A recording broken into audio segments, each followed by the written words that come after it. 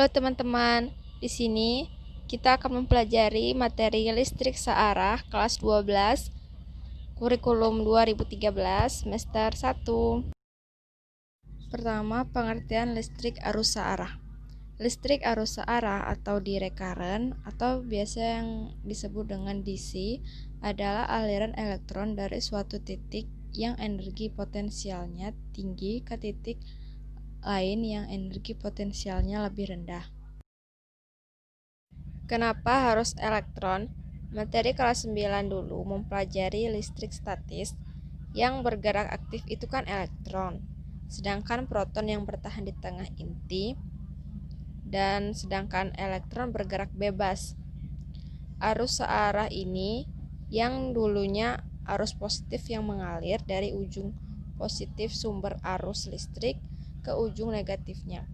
Tetapi pengamatannya yang lebih terbaru itu menemukan bahwa sebenarnya arus listrik elektron yang mengalir dari kutub negatif ke positif, hanya elektron ini menyebabkan lubang-lubang positif yang tampak mengalir dari kutub negatif ke positif.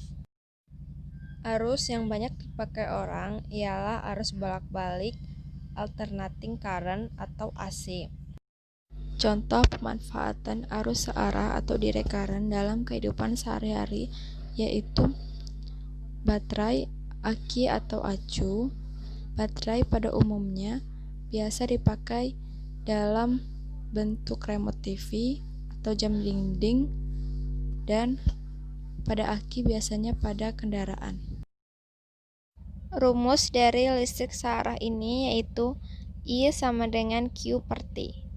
I di sini adalah kuat arus dengan satuan ampere.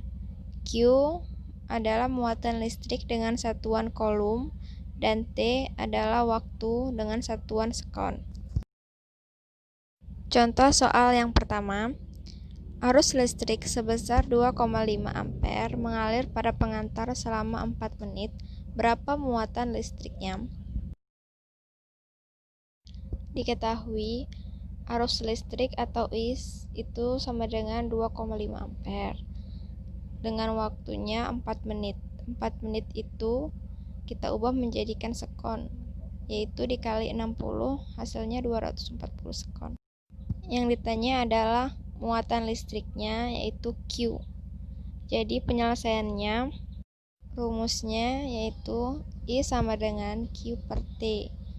Kan yang ditanya ini adalah Q, jadi kita balik aja rumusnya jadi Q sama dengan I dikali T.